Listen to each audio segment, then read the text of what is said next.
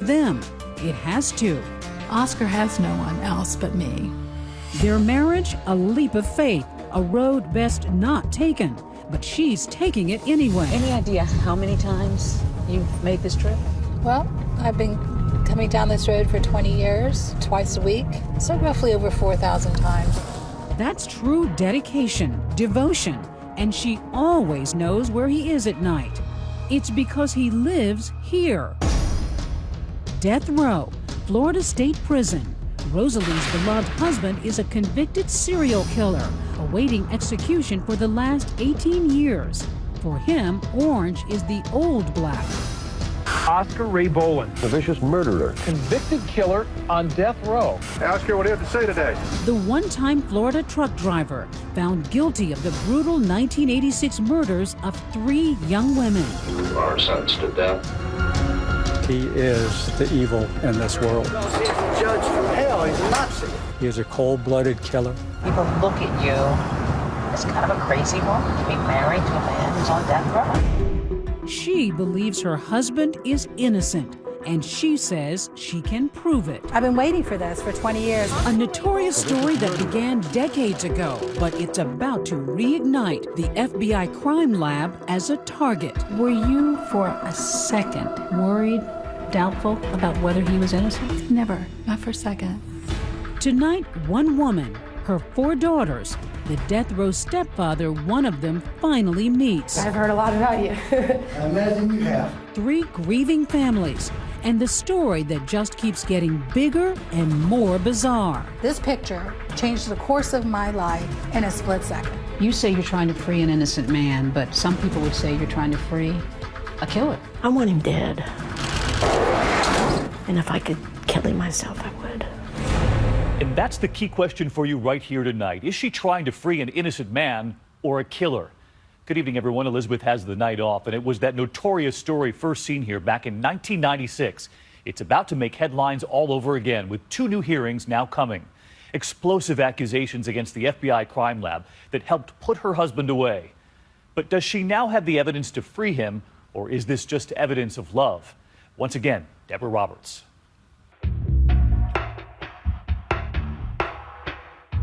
I've found myself in the last 18 years. You found yourself. Being married to Oscar. Yeah. He saved my life, actually. He really did. How could he save your life, though, when he's behind bars? To answer that question and to understand now, you have to understand then. The former Rosalie Martinez had everything she could want: marriage, motherhood, money. The Triple Crown with a mansion on Tampa's Hickory Creek Boulevard. I had very expensive jewelry, 3-carat diamond earrings on each ear, 6-carat diamond ring, $500,000 house, Mercedes. The wife of a prominent attorney, she lived in a lap of luxury with 4 beautiful young daughters and cameras recording every red-letter occasion. But Rosalie says something was missing as she first told us back in 1996. I wanted to break out. I wanted to be loved, like I've never been loved before. Passion. Somebody just to put you on a pedestal, not with material things, but emotions. How could she trade all those jewels for jail, that fur for a felon? Rosalie remembers the moment she first laid eyes on Oscar Boland. There was no spark at first. She was working in the public defender's office assigned to his case. They opened the door, and there's just a young man standing there. His back is towards me, and he turns around. He said, "Who are you?" I said, "I'm here to help you." And I think I said, "I'm your angel." Over a 2-year period, they grow closer, but law comes before love. Then, for Rosalie, a seismic revelation. She believes Oscar's innocent. The documentation that I've gone through and the reports are totally conflicting. I was sent there for a purpose, a divine purpose, and I became obsessed with it. I wasn't going to let anybody stand in my way. Including her husband, who she says gives her an ultimatum. It's the Boland case or him. It was a knee-jerk reaction, don't tell me what to do, and here we are. Would you say that you married Oscar in kind of a fit of stubbornness? Yes, I was going to take a stand. I didn't care what people thought.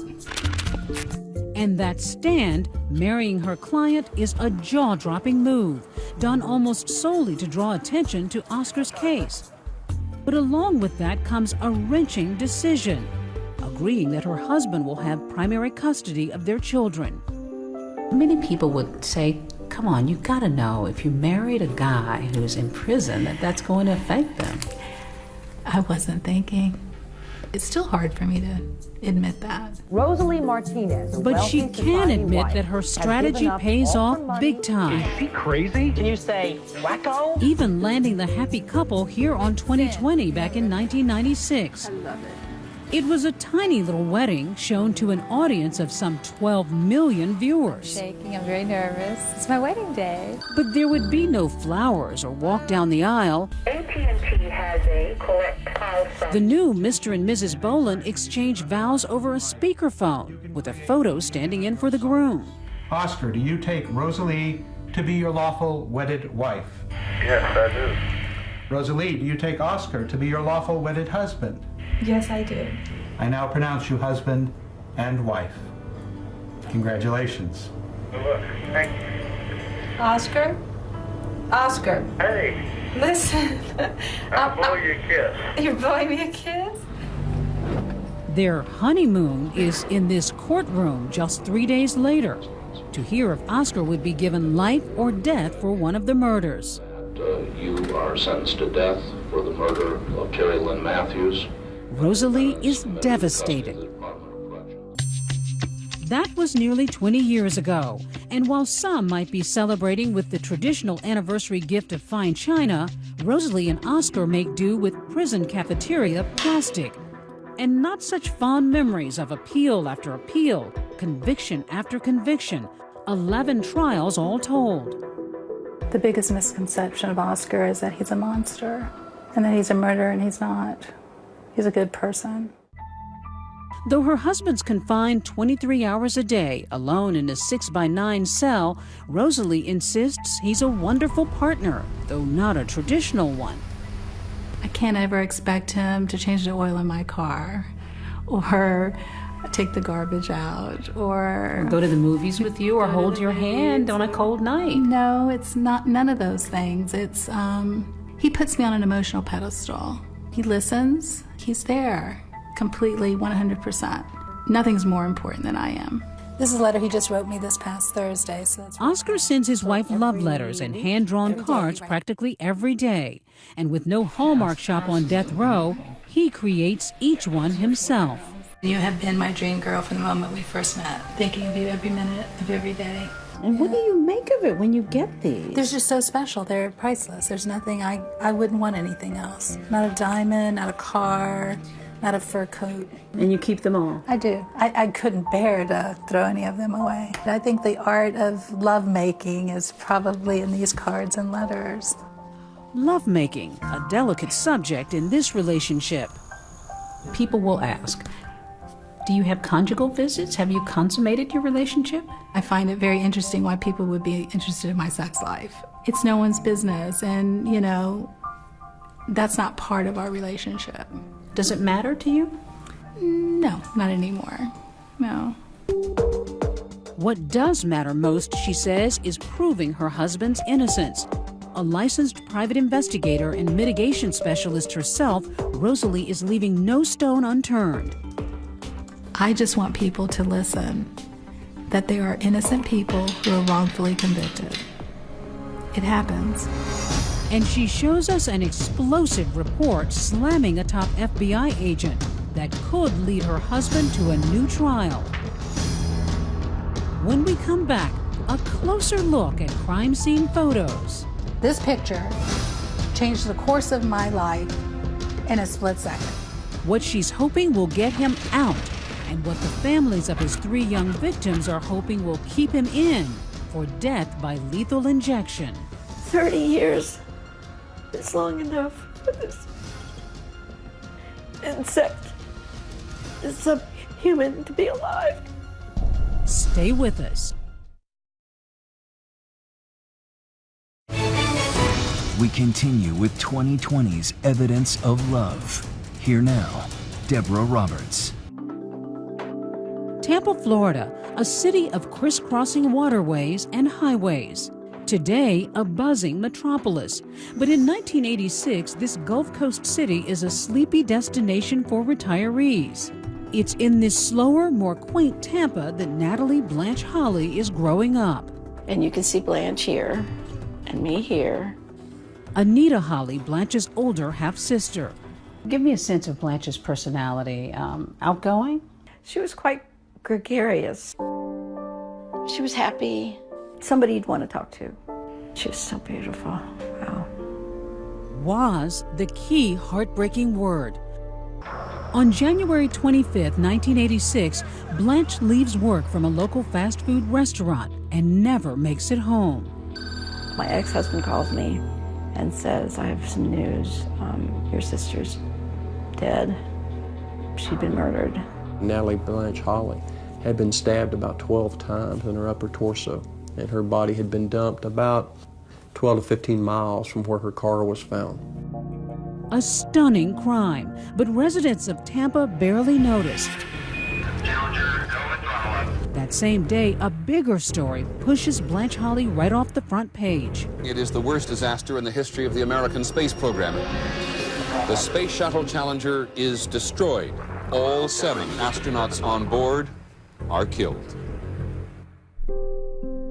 11 months pass and the Holly case runs cold. Then, on December 5th, a second dead woman found north of Tampa. 26-year-old Terry Lynn Matthews, a bank clerk who never made it home either. Right over here is where Terry's body was dumped, right here on the embankment. Detective Gary Kling of the Pasco County Sheriff's Office. She was wrapped in a hospital sheet. We noticed that she had several stab wounds in the chest area. She also had blunt trauma, basically wounds to her head, which was caused by a heavy object. Terry Lynn was last seen here on a post office security camera, picking up her mail after work. Her car door was open, lights were on, and she had mail that she had retrieved from her post office box scattered on the ground.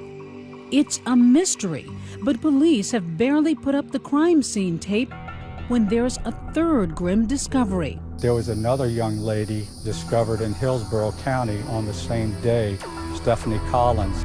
The 17-year-old high schooler was reported missing when she never made it to church choir practice.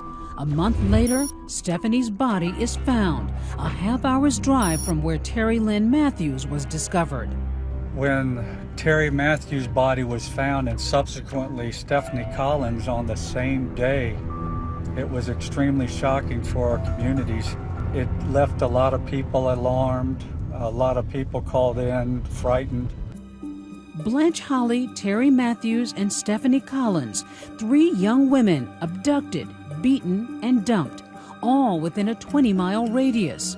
Could the murders be linked? Police have no way of knowing, and the investigation stalls. Even a reward for information goes unclaimed. What is it like for the family, all of these months and nothing?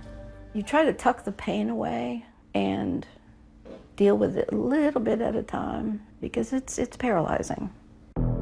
Then, after 4 painful years, a break. A Crime Stoppers tipster puts detectives in touch with Cheryl Jo Kobe, who has an incredible story about her ex-husband.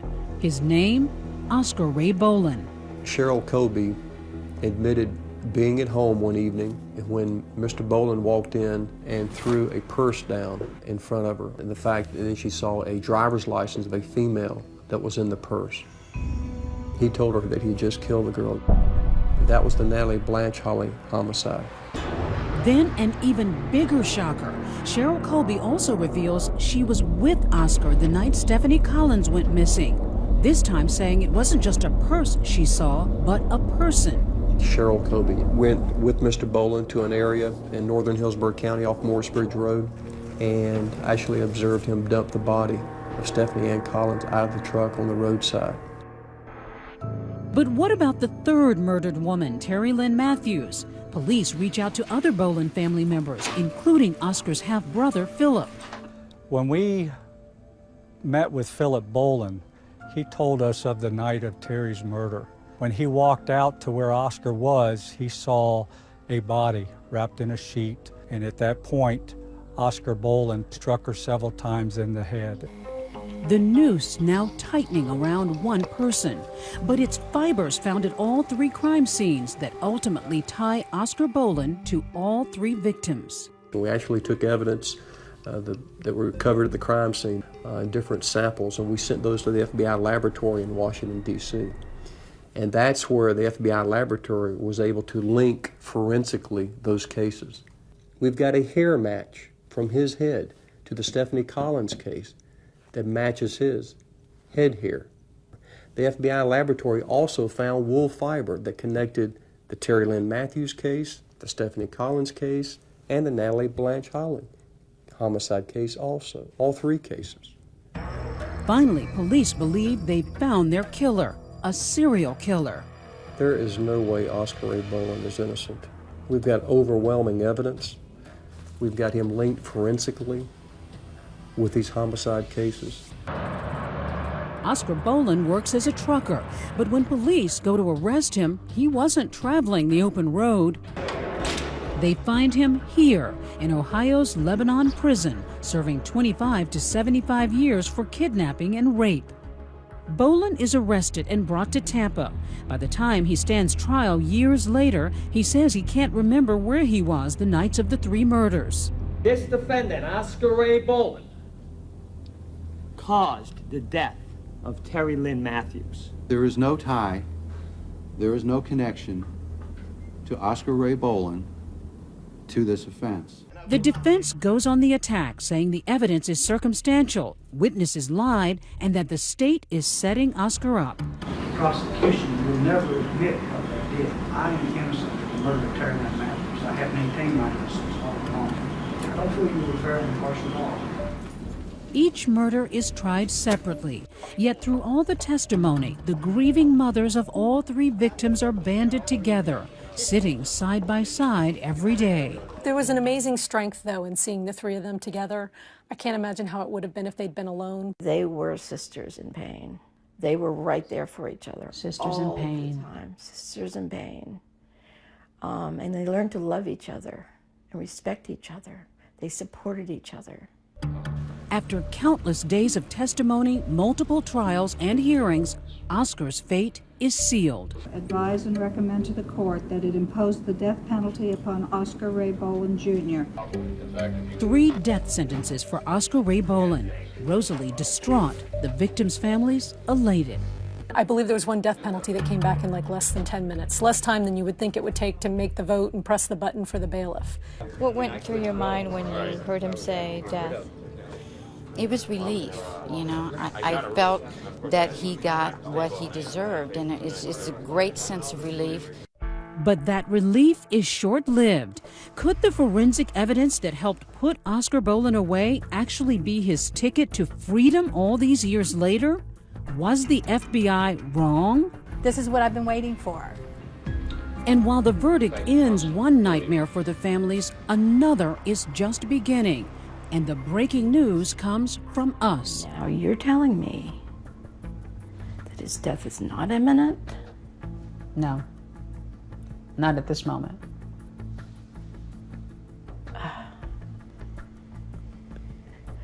What is wrong? Stay with us.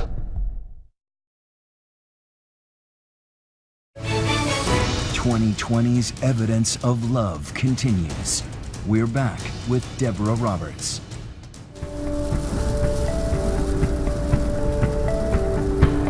With a steel-trapped mind and fierce devotion, Rosalie Boland has spent the last 20 years on a mission. He's an innocent man, and the truth will come out.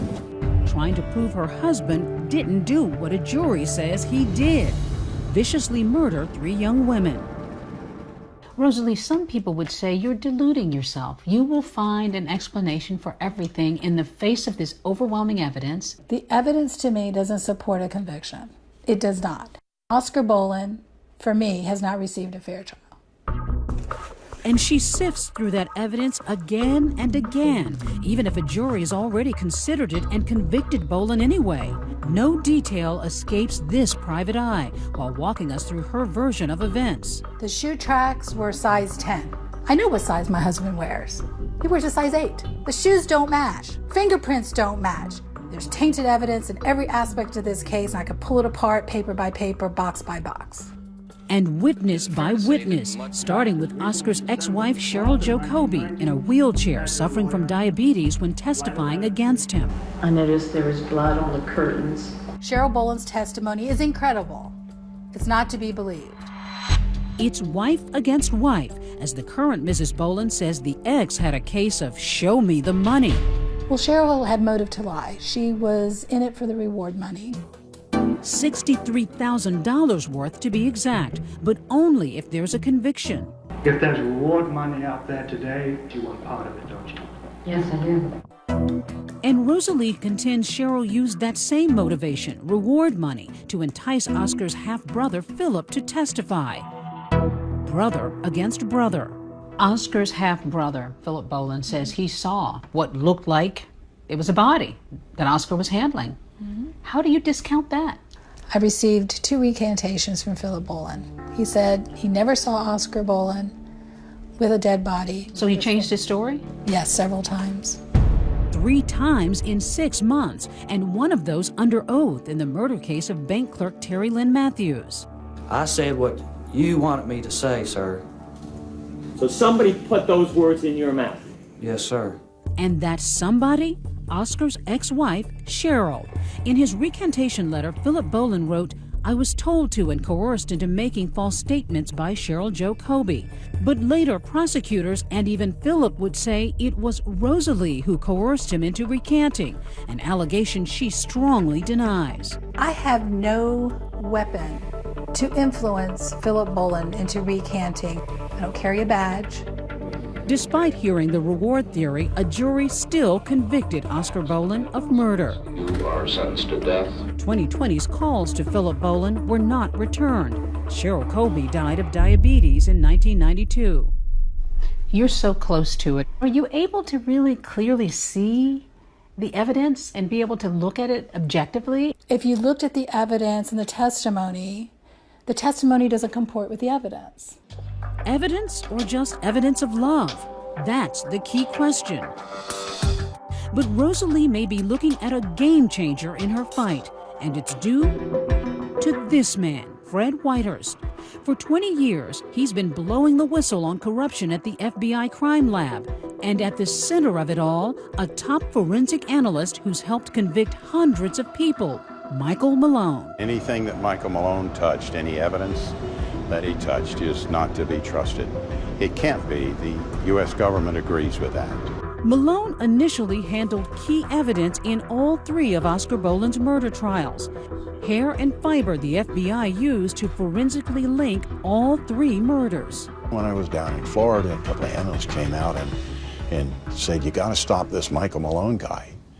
And now something has.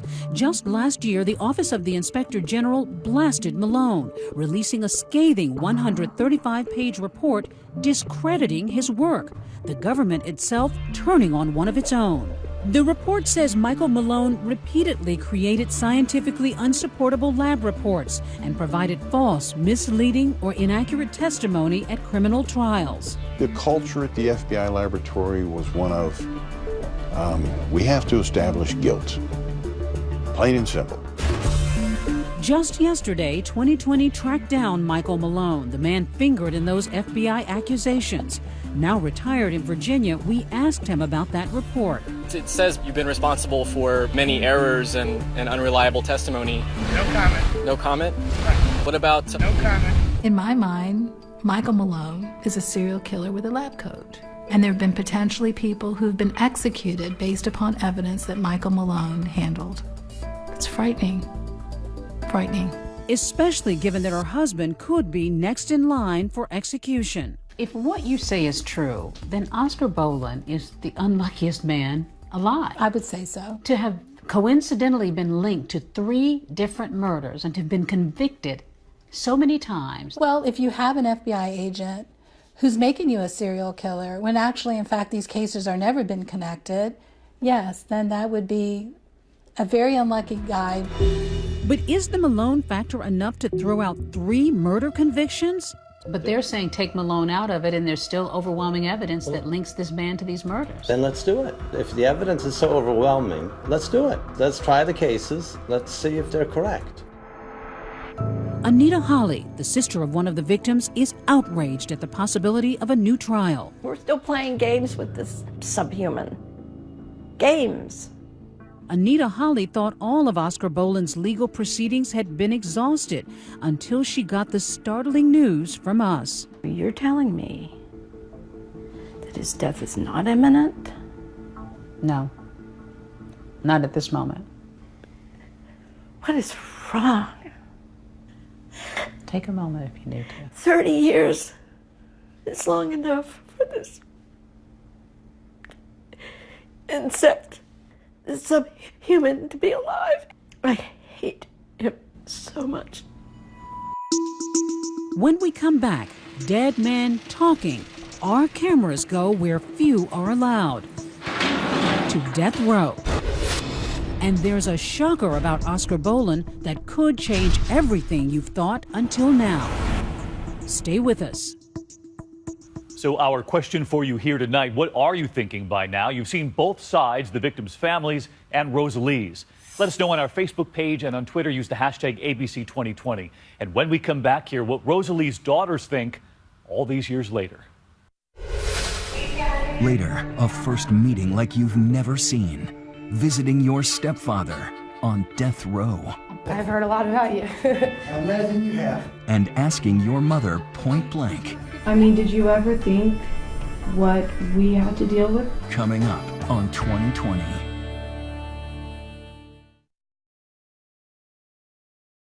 "2020 continues with evidence of love. Once again, here's Deborah Roberts. Oscar Ray Boland, convicted at 10 trials over the last 20 years for the murders of Natalie Blanche Holly, Terry Matthews, and Stephanie Collins. I covered a lot of court cases and sat across from a lot of defendants. And there was just something about this guy, just the flatness of his affect. Who is this person existing in the world, and how did he get to be who he was? That's exactly what we wanted to know. 2020 was offered a rare opportunity to go to death row and meet Oscar Boland in the place he calls home. He spends 23 hours a day in a cell like this one, counting down the minutes till he gets to see his legal aid and wife, Rosalie, during her twice-weekly visits. Here is 53-year-old Oscar Boland today. Rosalie is steadfastly committed to you all these years, after 27 years for your being in here. Well, I mean, this was not a situation where she came in naive or ignorant to the system or the circumstances. So is the relationship more business, or is it It's both. I mean, romantic? What is it exactly? It's both. Oh, I love her. I mean, there's no doubt about that. I mean, she's my best friend. And Rosalie is as committed as any wife to her husband, believing Oscar is no killer. But he does cop to one awful crime. But you did plead guilty to kidnapping and raping a woman at gunpoint 27 years ago today. 27 years ago in Ohio, yes. That was totally unrelated, had nothing to do with Florida. Right. But to some people, you're a convicted rapist. How can they believe that you're innocent of this other stuff? I was a very angry young man 27 years ago. 27 years later, would I do the same thing? No. I've learned a few things since then. He did admit that he was responsible for a brutal rape. Mm-hmm. How do you get that to sit well with you? Well, you have to understand, I mean, I know Oscar better than anyone, and he was also very young at the time. Oscar did accept responsibility. He pled guilty to that crime. And I believe if he had committed these 3 murders, he would have pled, and he never did that. He's always professed his innocence. In fact, Rosalie and Oscar blame investigators for putting him on death row. While he says he can't recall where he was on the nights of the murders, he still insists he's an innocent man. Did you kill Terry Lynn Matthews? Absolutely not. Did you kill Natalie Holly? No. Did you kill Stephanie Collins? No. So how is it that you could be here? One man, Mike Malone, the FBI. He manufactured the evidence to fit the crime, and everybody got on board. Michael Malone, that discredited FBI agent who handled the critical evidence linking Oscar Boland to the murder of Stephanie Collins. Now, in 2 weeks, a new hearing. Could it lead to a new trial and another shot at dodging death? Do you even dare hope at this point that this may change things for you? You're on death row. Of course. I mean, yes. But at the same time, I know I'm a realist. But his wife has done the impossible before. I'm in the business of saving lives. If I have a bias against the death penalty, so be it. Just ask 42-year-old Seth Penalver, a dead man talking. He spent 3 years on death row living in a cell right next to Oscar's, convicted for a triple homicide. Now, thanks largely to Rosalie, he's got a second lease on life. How did you get to know Rosalie? I'd see Rosalie in visitation with Oscar. I said, would you be willing to work on my case? Because I really believe in you. Rosalie dove into documents and came out with a smoking gun. Turns out a key witness was paid to testify against Seth at trial. You know, they paid one of the main witnesses with crime-stopping money and hid that from the defense. He was a drug addict. Said whatever the cops wanted him to say. The jury found that very distasteful. That was a big thing in Seth's case. Huge. In Seth's new trial in the winter of 2012, a jury was convinced that he's not guilty. He's acquitted of all charges against him. Do you think you'd be sitting here now if Rosalie had not come on board? Oh, no. I wouldn't be. I would not be sitting here talking to you. I'd probably still be over there next to Oscar. Yeah, she's just that good. But even with his miracle-working wife fighting at his side, Oscar is far from tasting freedom. He's still looking at a number of legal hurdles, not to mention a life sentence for the murder of Natalie Blanche Holly and a death sentence for Terry Lynn Matthews. She's determined to get you out of here. Yes. Do you let yourself hope? Of course. That maybe one day you'll be together outside of here? I can't imagine walking out of this place and not being with her. And while he's dreaming of freedom, what about 4 other young women in the equation? Rosalie's daughters. You're Catherine, right? Yeah. His stepdaughter, meeting him for the very first time. We made the decision. It sounded like a good idea. We did it. But I never could have envisioned the collateral effect, how it would affect you guys. When we come back, I can only hope you can accept my apology.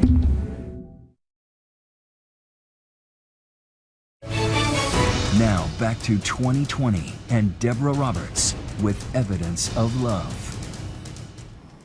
There's collateral damage in every divorce. But Rosalie Boland's 4 daughters are different than most, with a mother in the spotlight and a stepfather on death row. Were you worried or concerned at all about making that decision and how it would affect your daughters? And I didn't think, because they were so small at the time, that I thought that it would hurt them. So you weren't trading your love for your family and your daughters for the love of this man? No, not for a second. No. Her daughters may see their complicated life differently. 25-year-old Catherine sorted out her emotions in a short documentary. Does he wear that gold chain? Yeah. Still? Yeah. He's allowed to wear that? Yeah. So I'm meeting him tomorrow. Is that what he looks like? Yeah. She hit you with some probing questions too. Did you think about them? Right. What about your daughters? Like, what about us? Well, I thought that y'all were going to be okay. I mean, you had a lot of people that loved you. I think that y'all were incredible, that y'all got through the adversity yourselves. I mean, did you ever think what we had to deal with? No, I didn't. I wasn't thinking that way, Catherine. No tears, no screaming, but some 20 years later, still questions and confusion. I never thought what that was going to do to them. I really didn't. Was it hard for you to admit that to her? Absolutely. It's still hard for me to admit that. Because as a mother, you don't want to hurt your children. But many people would say, come on, you gotta know if you married a guy who's in prison that that's going to affect them. I wasn't thinking. That's an honest answer. In the film, Catherine and her sister Christina relive their early years. Did any of your friends say anything to you? Not really. I mean, People were probably really embarrassed or really uncomfortable to talk about it, and everybody was just as shocked as we were. The most awkward part would be having them meet Mom and then seeing their reaction when they meet Mom, because you know they're judging her from the moment they meet her. I mean, everybody assumes that she's crazy. Everyone's like, I can't believe you've forgiven her. I don't think forgiven's the word, but I think no matter what your mom does, I think it's an unconditional love. The documentary is called It's Nice to Finally Meet You, and Catherine means that literally. She takes her camera and her courage to death row to finally meet her stepfather, Oscar Boland, for the first and only time. You're Catherine, right? Yeah, nice to finally meet you. I've heard a lot about you. I imagine you have. She was a child when her mom and Oscar married and is the only daughter to have met him. You could have a bond with someone for life, but really, what does the marriage put into it? Do you think it was necessary? When your mother and I got married, I never envisioned that the publicity would be so I guess you say so intense, and how it would affect you and your sisters. And that part has bothered me. It has bothered me greatly. And I owe you an apology. And I do apologize. It's never my intent to cause you any personal harm or hardship or emotional pain. And I'm very sorry, Catherine. I can only hope you can accept my apology. Bye. Catherine agreed to make her film available to us, and though she and her sisters love their mother, they declined our request for an interview. They're reluctant to speak out publicly. Yes. Why? The media. They have their lives. They didn't sign up for that. It's unfair to make them have to go through the same things that I do. So I completely understand. Oscar Ray Boland, the two broken out. The media attention surrounding Oscar and Rosalie will no doubt stir up again in the coming weeks, with two important new hearings about the FBI scandal. And the game-changing question, with the Michael Malone revelations, are new trials warranted? You want him to have 3 more trials.